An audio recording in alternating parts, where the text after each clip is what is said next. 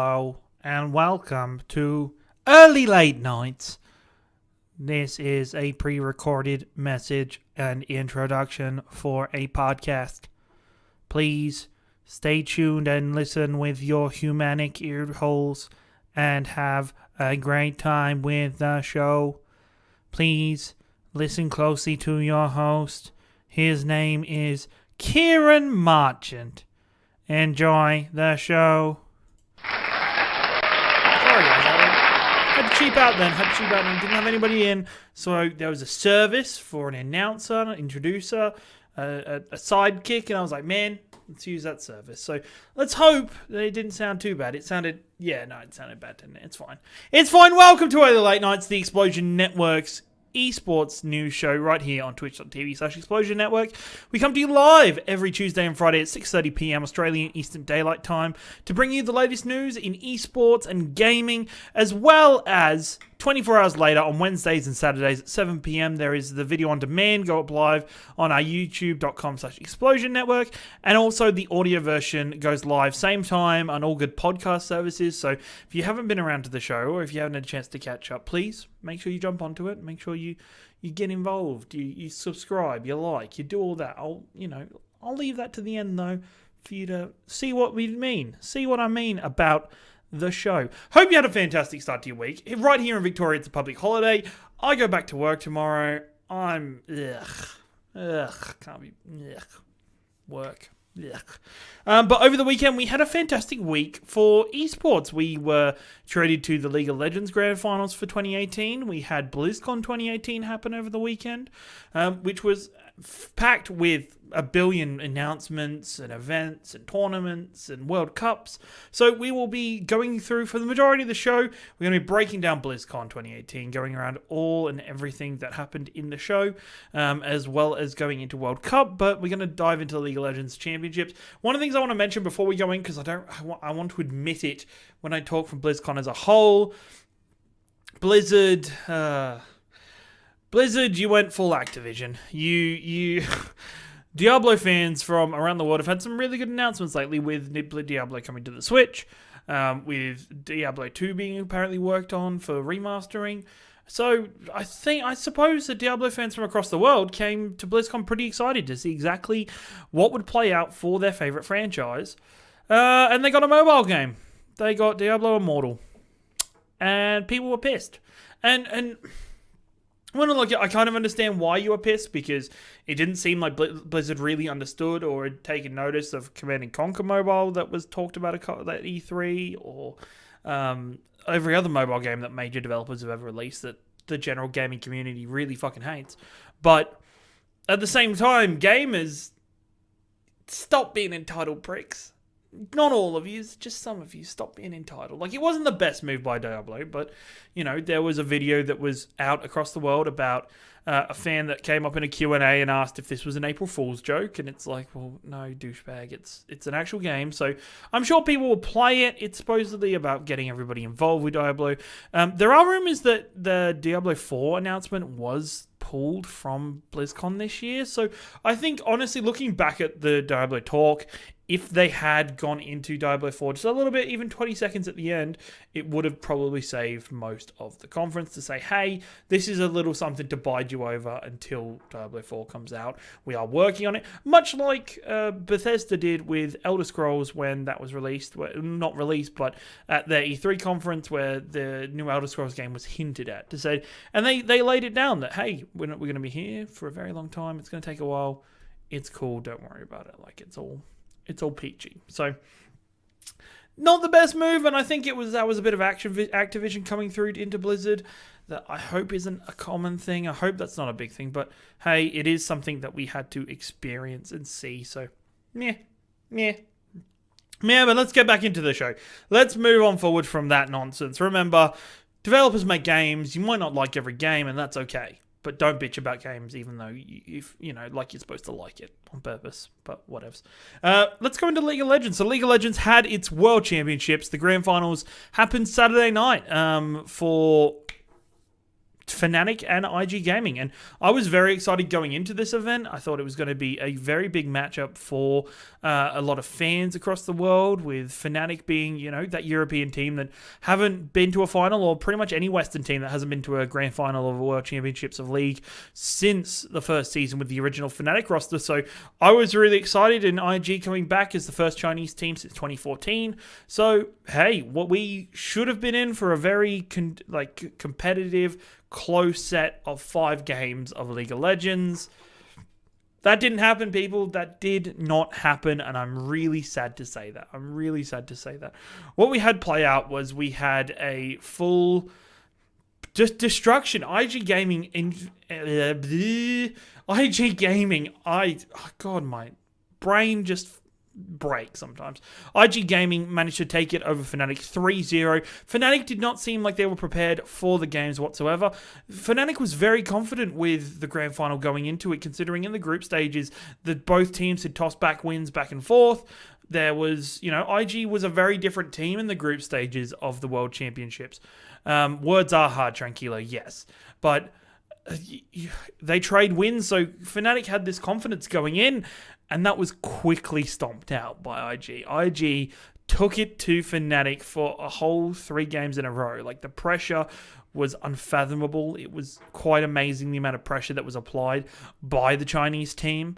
We had, as I spoke about on last week, on Friday, that it really came down to, who was going to stand up out of their star players, out of their mid laner and their top laner. And, the safe lane had its, bottom lane had its moments. But for me, looking at the games, it really was down to Rookie and the Shy in the middle and top lanes, pulling out an amazing showing on all 3 games. The Shy just is a beast in that top lane. He pretty much murdered any player that came up against him in the top lane. Bwipo had a really good performance and consistency throughout the whole tournament, but the Shy was on a different level. Like, the Shy was on this kind of tear of just pure rampaging focus, and it was fantastic to watch and fantastic to see as a whole from the IG team. And that continued the whole trend throughout the whole 3 games, was that we had IG and Fnatic come toe-to-toe. They really found a hard-fought battle across it, and Fnatic just seemed to be a little bit far. They had this confidence going into it, and then IG came with such pressure. They applied such force to the whole event that it was just nothing. Fnatic could not keep up. Rookie pulled out an amazing performance on the mid lane. His mid lane control was something that mid laners who aspire to be in the top tier of gamers should watch and look out for, and see how he controls the other mid laner and the actions he takes for roaming and ganking. It was done amazingly well, and to see Fnatic be put in a position where every fight, even though where it was looking like it could go their way, they were always at a kill disadvantage, always at a gold disadvantage. Not even superstars like Reckles could pull through, even though he hard fought in the bottom lane for any kind of position and advantage, but he just couldn't get it from IG. And a lot of finals, we see teams that maybe in the second or third game, they kind of step back a little bit. They don't apply the same amount of pressure, but IG applied that pressure across all 3 games. Their hero picks were varied, and they had amazing teamwork. And for the League of Legends world, this means a lot to them for the Chinese team to stand up, for IG, who is a juggernaut in the Dota 2 world, to stand up once again in the League of Legends world and take out a world championship here. I'm excited to see what happens next year. With teams like Fnatic, after a loss like this, they're going to stand up and put a lot more effort into their team. Maybe not worry about their confidence as much, and start actually applying pressure when it comes to the game and what goes around it. That's pretty much it for League of Legends for the year. There'll be a few minor events, but OBL won't start up again, I don't think, until next year. So keep it tuned for early late nights. We'll give you all the latest news, information, updates when it comes to the whole League of Legends event. We'll be keeping up with every single one, as much information as we can, with regular updates here on the show. So make sure that you continue to do that, eh? Good. I told you that. You're going to do it. Proud. High five. We did it together, team. Now, that's enough League of Legends. BlizzCon 2018 happened throughout the weekend, and far out it was. Small apology. I said the Overwatch World Cup started Sunday, started Saturday. My bad. I corrected on Twitter. If you didn't see it on Twitter, follow me on Twitter for next time. At your boy Ringo. Make sure you keep up with all the latest news. We had a whole bunch of announcements that happened throughout the event, with World of Warcraft kicking it off with a new story segment coming for Battle for Azeroth, with featuring Hylie with Sourfang being captured by the Alliance, and it continues that with the new potential raid that's coming out. It's a good place for World of Warcraft players, but it isn't the thing I was most excited for when it came to Warcraft as the lore. Warcraft 3 has been announced to be reforged, remastered. It is coming out with a full new, 4K resolution update. Everything's going to be worked on nice and hard. It's going to look... But the biggest thing for me is custom games are coming back for Warcraft 3. You can pre-order your copy of Warcraft now, so make sure you go if you... excited for that game. Or why I suggest trying Warcraft 3 was for this custom games. If you don't know the history of Warcraft 3, you should really go look into that game, because where that game excelled was not just its campaign, which was pretty fantastic and spawned the World of Warcraft series, but it further pushed this amazing world into a place where custom games could be created within it. And the full client tools, much like Gmod is now, were there to be used to create wonderful worlds and amazing game types and in these maps. And you got everything from Werewolf, which was a game much like Trouble in Terrorist Town, where one of you is a werewolf and you, during the night, you have to try and kill your allies. During the day, you're all human, trying to build up your little bases, your little houses, and staying and surviving. But what I most love about Warcraft 3 is, you may not know that Warcraft 3 spawned the game Defense of the Ancients, also known as Dota. And that began within Warcraft 3 as a custom game that was fully built up by the one and only Ice Frog. And that spawned into a whole genre, that spawned into MOBAs in general, that spawned into there being Dota 2, League of Legends, Heroes of Newerth, Heroes of the Storm. We had everything spawn off this one custom game that was built within Warcraft 3, which was truly amazing and not something we'd really seen before. With how much Dota took off and how exciting it was amazing to see that explored, and I'm really excited to see that explored again when Warcraft 3 comes out. I'm excited especially to see if somebody goes back and recreates Dota in Warcraft 3. That would be really fun. There's a whole bunch of game modes, and tower defense games spawned from Warcraft 3, or at least found a level of complexity that it hadn't had before, which is a fantastic thing. Hearthstone had its Nationals Championship with China taking it out over Brazil 3-0, clean games. It was fantastic to watch the Hearthstone community come together. It was unlucky when you watched the initial opening ceremony that the Hearthstone Arena's mics weren't working, so the Hearthstone presentation had to be brought to the main stage, and nobody in the crowd cared about Hearthstone for the main stage, which was kind of sad. But they did announce that Rustican's Rumble is the next expansion coming out. It's going to be heavily featured in like a arena-style Rumble, with you assisting a future combatant in the Rumble itself and working up through the ranks. Obviously, there's going to be a whole range of cards released with it and a new single-player game mode with new mechanics being brought in once again in this expansion. So that should flip the meta for Hearthstone on its head and really bring it forward into, hopefully, in line. Let's hope there's counter spells and more things. Go check out the Hearthstone website to see more about the expansion and fully devolve into the cards. We'll have more information on it when the expansion is closer to release. Starcraft 2 had a fantastic tournament with the Worlds happening once again. Starcraft, this is the OG esport. This was the thing that was massive in South Korea, was a really big basis to what we know is now as esports, and it was really good to see the two players come through, Ciaran and Stats being a legend of the event and generally unbeatable when it comes to the grand finals of the Starcraft tournaments. So to see Ciaran come through to this and really push into the game. It started with a quick 3-0 victory to Ciaran, and it looked bad until Stats managed to take a game 4, Stats took game 5, and then Ciaran managed to wrap it up with a game 4 victory, with the final scoreline being 4 maps to 2. To Ciaran, it was a fantastic showing. His Broodling control and Zergs were quite amazing to see that come through and that aggression being played through that Stats couldn't really keep up with until that until that 4th and 5th maps. But it was really good. Ciaran's a new up-and-coming Finnish talent that is fantastic for the event. He had a ridiculous amount of points when it came into coming into it compared to the nearest competitor. And they both fought through. Stats and Ciaran deserved to be in the grand final, but Ciaran was just on another level when it actually came to the game. So it was really good to see that coming into that whole 6 maps of StarCraft 2. We also had my favorite event, Overwatch. If you haven't watched the show before, fucking love Overwatch. Overwatch was fucking awesome, and it is awesome. I play a lot of it, if you didn't know.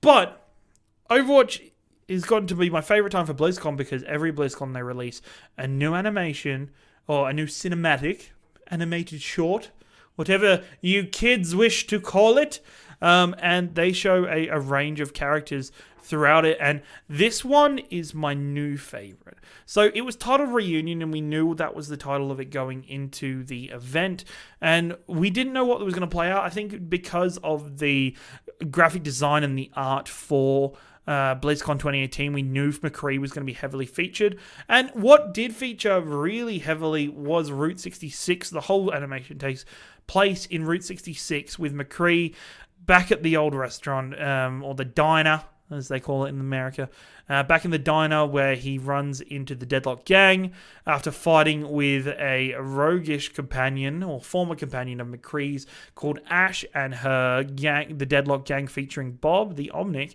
After a short gun battle, which was fantastically done, we then see McCree getting the piece of equipment he wants after from the train attack.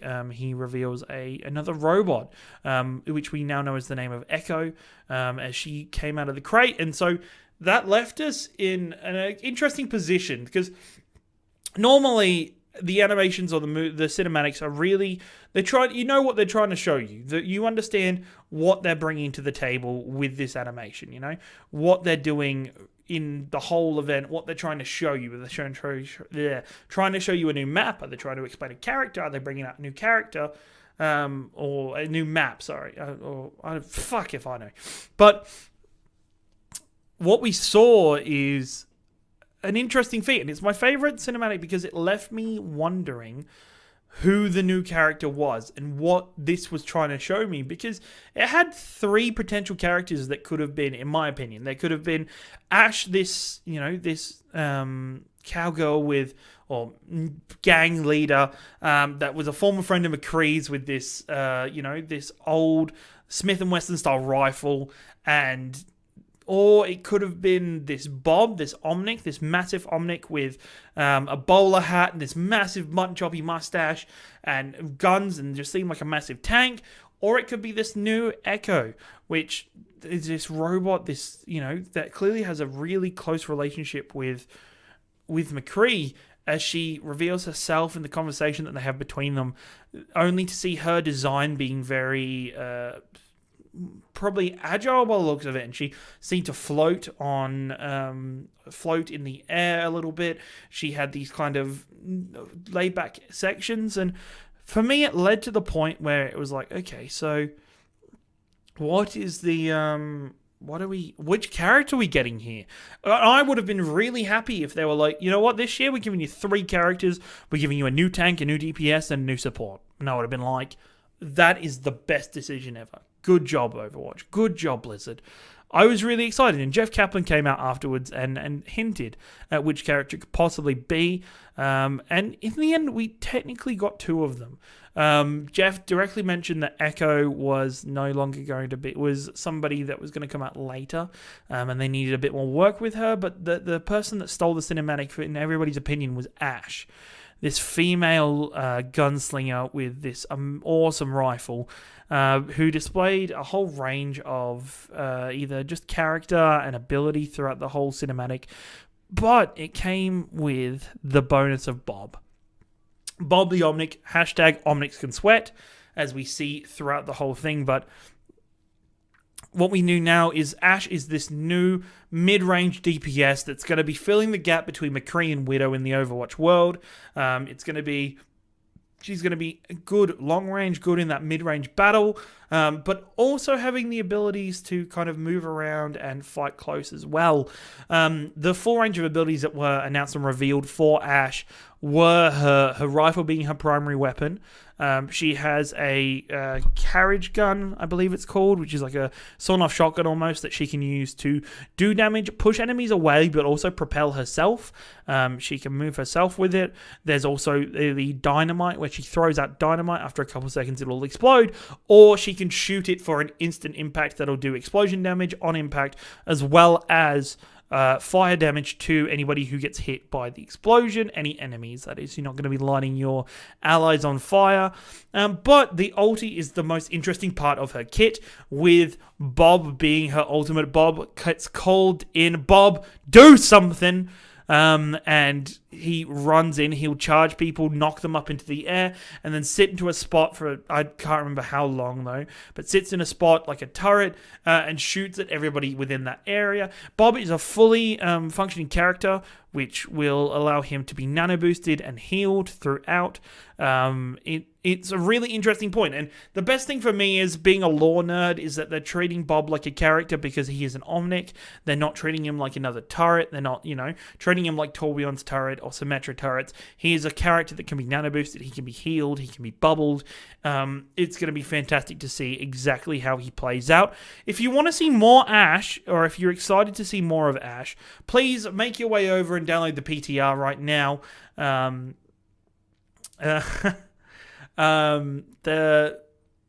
God damn it, Tranquilo just said, the main thing that he took from the show was that McCree went from boinking a babe to boinking a bot. No, stop it. But anyway, the whole event was, the whole Ashe's position is going to be really interesting in the Overwatch meta. It's going to be really fun to see her being played in professional play. Jump on the PTR and give her a go. She is live right now, so download that and have a look. There are some latency issues on the PTR for us Australians, but you'll get over it. You'll work it out. You'll still get a feel for the character. Check out some streams like Shawfor, who's already been going bonkers on this hero, and I am totally excited to be a part of this, and I'm excited to watch pros get a hold of Ashe, especially in competitive play, because it's going to be so much fun to watch with the different tricks she can do, and the momentum and the maneuverability that this character is going to provide for the game. Hopefully take out that GOATS comp, that 3-3 comp that was a menace throughout the World Cup and in competitive play now, so it's going to be really good. I'm sure we'll talk more about Ashe when she's released and go through the character a little bit more, some more strategy to use the character, and some hints and tips for it in the future. But alongside all of this, the Overwatch World Cup happened. The 8 best teams in the world, coming from across the world, fought through the event in 2 days in a best of, well, it was the top 8 that cut to the top 4, which cut to the top 2, which cut to the top 1. And it was fantastic. And there was a number of stories that came from this event. USA were the confident team and one of the heavy favorites for the tournament. Their team was this star-studded Overwatch League players lineup that featured heavily throughout the tournament. They were looking fantastic coming into it. And then quarterfinals, the UK comes storming through. It looked a bit like USA's confidence and, underestimating UK's ability shot them in the arse a little bit as they, fired through and didn't quite pull off the win, or couldn't. After the first map where they absolutely destroyed the UK's use of GOATs was fantastic to see. But USA goes out for the second year in a row in the quarterfinals. So, that's not good. It's, I think obviously the US you're looking ahead to South Korea in the semifinals. Didn't think UK were going to be much of a problem, but the UK have been putting in some effort, and we'll talk a bit more about the UK later on. Australia's hopes, we had always had a hard time. We'd always had a hard moment ahead of us with the first match of the event for us being South Korea. I think other than the first map, the Australian team really put in a good showing. Trill looked amazing. The main tank player for Australia looked really good. Everybody had their moments throughout it. CKM, man, please oh, why do you only play Farewell on LAN or at events? I know you can play other characters really well, so... And, Huss popped off on Widow at several times, which is fantastic to see. It was really good to see Ubershouts, who is a really big caster when it comes to the Overwatch League and Overwatch in general, has come forward. He's an Australian. He had come forward and explained that he understands Australia has such a hard time trialing for Overwatch League teams and Overwatch Contenders teams because whenever we trial here, it's on 200 ping. It's on these matches that are heavily unfavorable to the Australians to play versus people who are at that skill level but have a that advantage in the ping for the event. So now that they're in America right now, they were in Anaheim.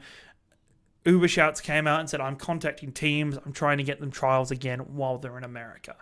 Trying to get them trialed so that they can properly get a chance, because there are some fantastic players throughout the Overwatch Australian team that deserve a chance. We've already had Colour Hex go over, as I mentioned, who's New Zealand, but may as well be Australian. I honestly think that Punk, Kraken, Huss, Trill, pretty much Trill, and even CKM, if he picks his game up and be a bit more consistent, deserve to be part of American teams. So we'll keep an eye in the future. They have all the way till December 1st to lock in their signing, so we'll keep an eye out and see how that goes. Now, United Kingdom were probably the most impressive team when it comes to unmatched ability, other than China. Unexpected ability other than China in the event, and it was very surprising for all of us because the UK had a rocky time against France in the group stages. They made it through in second, but they came out and they just showed this understanding of the playstyle of GOATs and that 3-3 composition that made them powerhouses to anybody who tried to run GOATs into them. And that was pretty much everybody but South Korea. And even when South Korea ran GOATs into them, they had problems.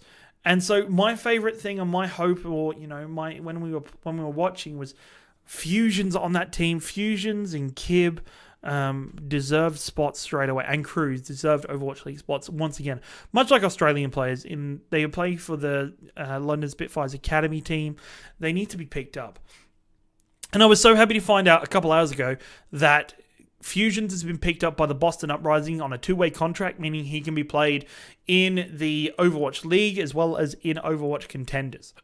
So he can be playing in both the Contenders team and the Overwatch League team. Only 4 players can be signed to those contracts per team, so we're going to see a lot of Fusions throughout it if they're going to bring him up and tune him up more in Contenders, and then bring him over to League once he's a bit more ready to show, even though the showing he put on in Overwatch World Cup was absolutely amazing. Now, China were...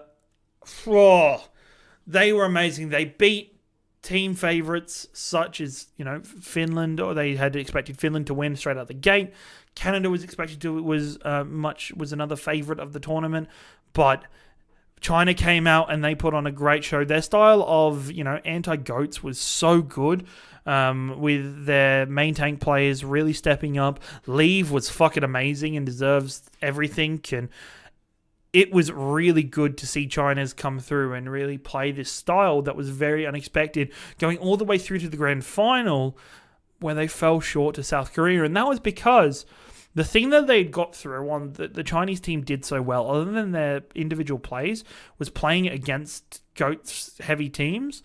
And South Korea don't do that. South Korea aren't a GOATs heavy lineup. They much prefer mechanical skill winning over with their DPS players, and far out did it win over with Carpe standing up, with Jonak popping off at many times throughout the whole tournament.